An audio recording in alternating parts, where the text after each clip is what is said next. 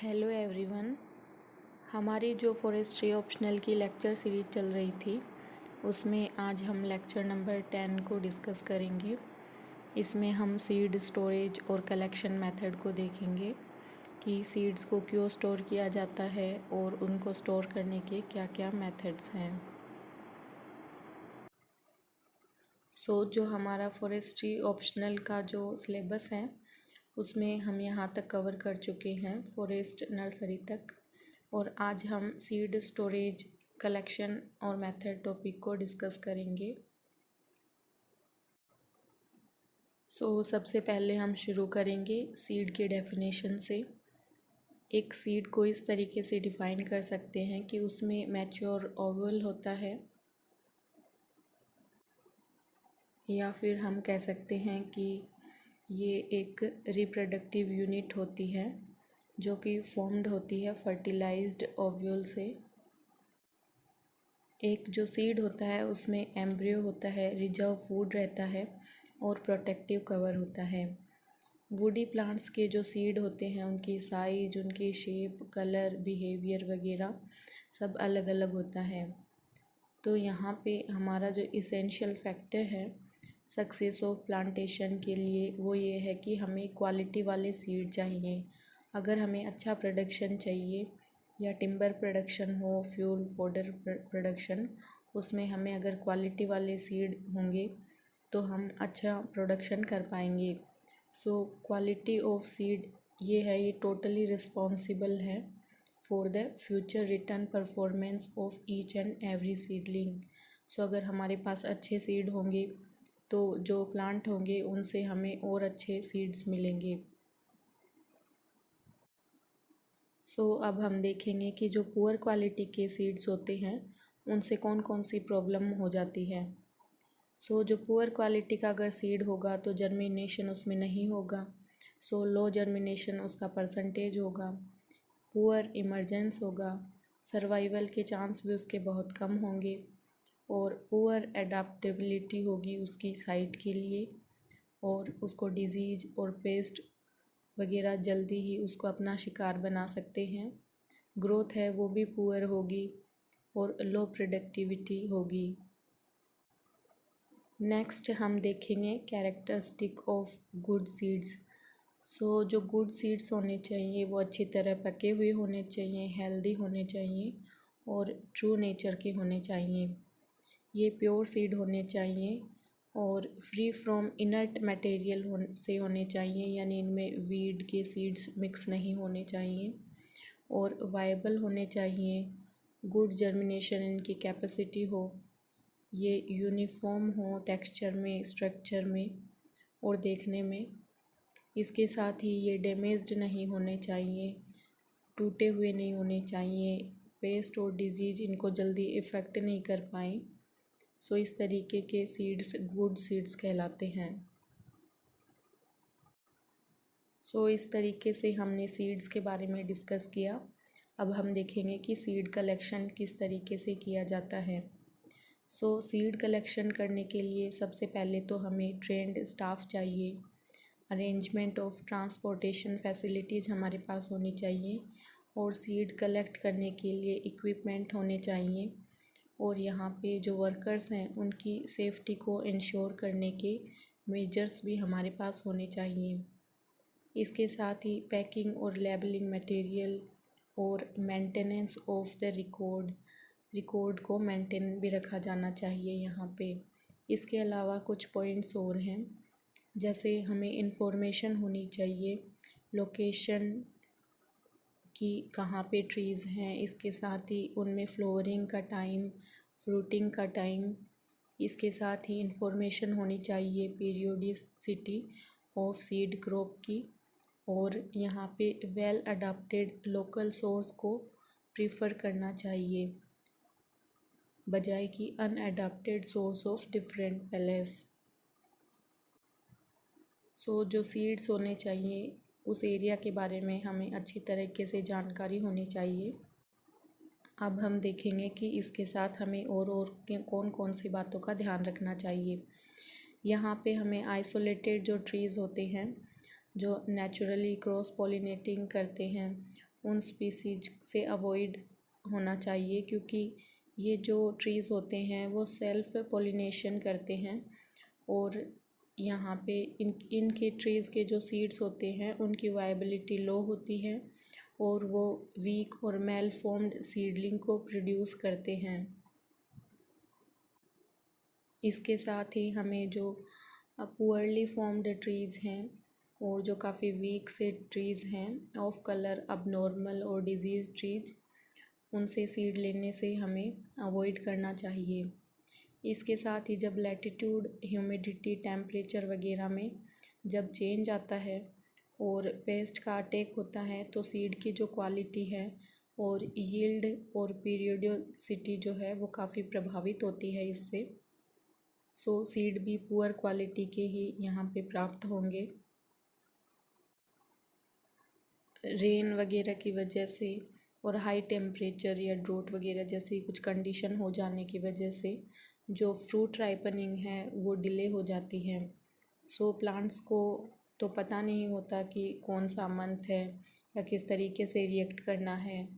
सो यहाँ पे high temperature, वो टेम्परेचर जो उनको रिक्वायर्ड होता है उसी टेम्परेचर पर वो अपनी कैरेक्टरिस्टिक शो करते हैं। सो नेक्स्ट है फ्लोरिंग और फ्रूटिंग। ये जैसे अरुणाचल प्रदेश का एग्ज़ाम्पल यहाँ दिया गया है कि अगर यहाँ पे जो ईस्टर्न पार्ट है उसके कंपैरिजन में वेस्टर्न पार्ट में जो फ्लोरिंग और फ्रूटिंग है वो 10-15 दिन पहले हो जाती है। सो देखिए एक स्टेट में ही इतना चेंज देखने को मिल रहा है हमें। सो ये डिपेंड करता है प्लेस टू प्लेस।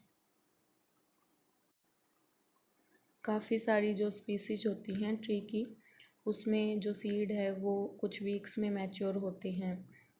पहले कुछ सीड पकते हैं, उसके बाद धीरे धीरे इसमें इंक्रीज होने लगता है और फिर ये पीक पे पहुंच जाते हैं, यानी उस टाइम सबसे ज़्यादा सीड प्रोड्यूस होते हैं। इसको कहते हैं सिंक्रोनाइज्ड मैच्योरिटी। और उसके बाद इसमें फिर ग्रेजुअल डिक्रीज आता है।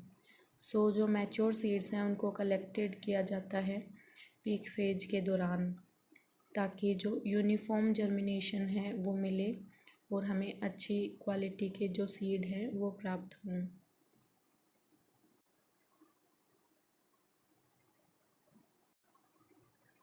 सो एक टर्म यहाँ बार बार यूज हो रही है, सीड पीरियोडोसिटी।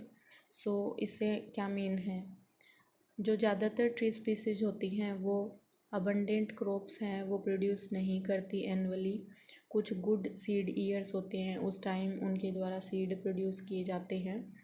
सो सबसे पहले यहाँ पे हम देखेंगे कि किस तरीके से सीड किसी ट्री के द्वारा प्रोड्यूस किए जाते हैं, कौन कौन सी कंडीशंस में। सो यहाँ पे हमें हमारा रीजन भी मिल जाएगा क्यों सीड को स्टोर करने की ज़रूरत पड़ती है। सो सबसे पहले यहाँ पे इसेंशियल रिक्वायरमेंट होती है कि साइकोलॉजिकल रेडीनेस फ्लोरिंग के लिए, और यहाँ पे नाइट्रोजन और फॉस्फोरस की जो सप्लाई है वो काफ़ी इसेंशियल होती है। कई बार जो गुड सीड क्रॉप्स होती हैं उनमें भी फेलियर हो जाता है कई कंडीशंस की वजह से। सो अगर सीड हमने पहले से स्टोर कर रखे हैं तो नेक्स्ट सीजन में हम उनसे काम चला सकते हैं।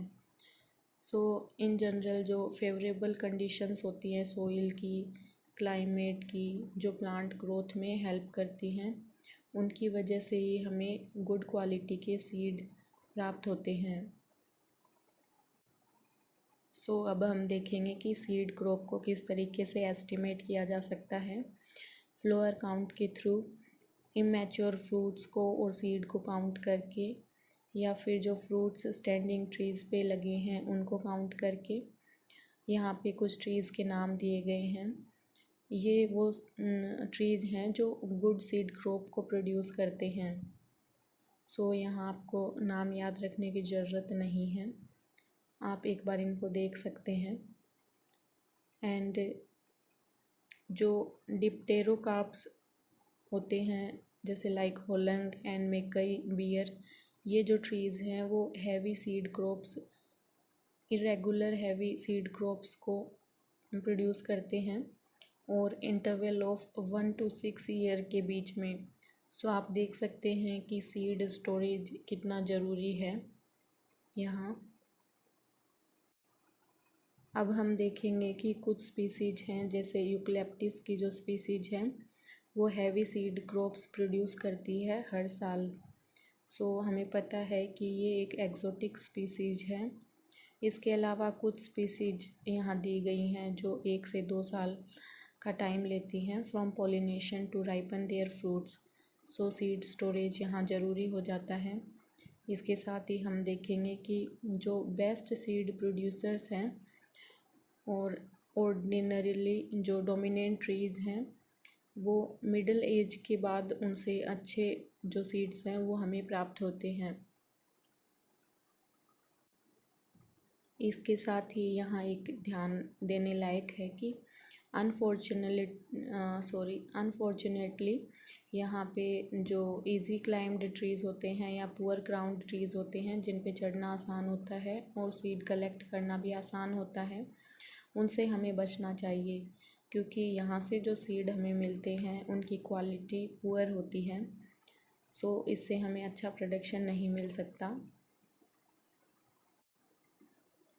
सो सीड स्टोरेज से पहले यहाँ देख लेना चाहिए कि कितने सीड्स हैं वो खाली हैं, कितने खोखले हैं, कितने इमेच्योर हैं। अब हम देखेंगे कि सीड्स को किस तरीके से कलेक्ट कर सकते हैं। सो फर्स्ट है कि seed can be collected from the ground. जो नेचुरली जो फ्रूट या सीड्स गिर जाते हैं उनको कलेक्ट करना, ये एक मेथड है सीड को कलेक्ट करने का। इसके साथ ही जो लार्ज साइज जो फ्रूट्स होते हैं यहाँ पे नेम दिए गए हैं, एलिंथस, कैनेरियम, डिप्टेरोकार्पस, एलियोकार्पस, जेमेलिना, क्यूरिकस एंड टेक्टोना वगैरह। यहाँ कहा गया है कि इजी होता है इनसे जो सीड है वो स्टोर करना।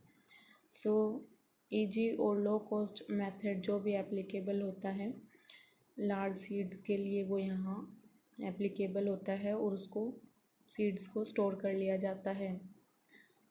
अब यहाँ से जो सीड्स कलेक्ट किए जाते हैं उसमें भी कुछ कमियां हैं। सो हम देखेंगे कि जो फंजाई है, इंसेक्ट्स हैं, एनिमल्स हैं, उनका अटैक का चांस यहाँ ज़्यादा होता है अगर इनको इमीडिएटली कलेक्ट नहीं किया जाए। और जो लेग्यूमे ट्रीज़ के सीड्स होते हैं वो ज़्यादा प्रोन होते हैं इंसेक्ट के, यानी उनमें इंसेक्ट लगने के चांसेस ज़्यादा होते हैं। अब है ये जो chances of collection of non viable, immature और एम्प्टी सीड्स हैं are more in case of seeds having short viability. So जो नॉन वायबल सीड्स हैं उनके कलेक्शन के चांस बढ़ जाते हैं, जिनकी यूटिलिटी हमारे लिए ज़्यादा नहीं होती, क्योंकि उनसे अच्छा प्रोडक्शन तो प्राप्त हो नहीं सकता। फिर हम देखेंगे यहाँ पे ये डिफ़िकल्ट होता है जानना परसेंटेज ऑफ सीड। फिर नेक्स्ट है सीड को हम और किस तरीके से कलेक्ट कर सकते हैं। सो एक दिया गया है कि by using light weight poles हैं उनसे स्ट्राइकिंग या जो ब्रांचेज हैं उनको शेकिंग के द्वारा, यानी उनकी ब्रांचेज को हिला के या फिर स्ट्राइकिंग के थ्रू जो सीड गिरते हैं उनको कलेक्ट करके। फिर नेक्स्ट है by using poles with knife और sickle for cutting the small branch.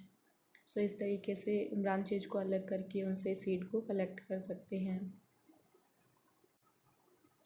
सो यहाँ आप देख सकते हैं कि यहाँ पे जो सिकल नाइफ है इसके थ्रू जैसे ये ब्रांच है इसको अलग कर लिया गया और इससे फिर सीड को कलेक्ट कर लिया जाएगा। नेक्स्ट है by climbing on the tree with help of tree bicycle, rope ladder, one leg ladder tree pruner वगैरह की सहायता से चढ़ के और फिर यहाँ से सीड कलेक्ट कर सकते हैं। नेक्स्ट है by using nets and other local material.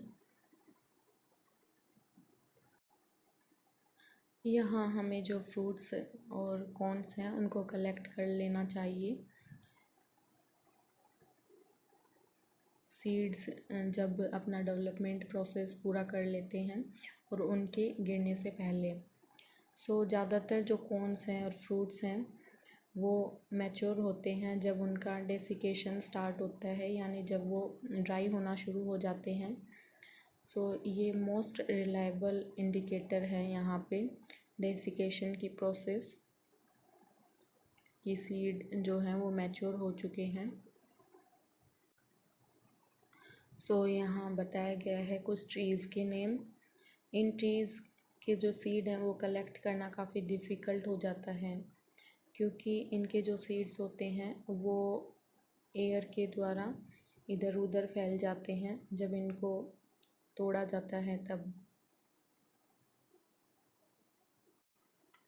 सो हमारा जो टॉपिक है वो यहीं ख़त्म होता है, सीड स्टोरेज और कलेक्शन। सो हमारे जो नेक्स्ट वीडियो में हम डिस्कस करेंगे सीड डोरमेंसी के बारे में। So thank you so much.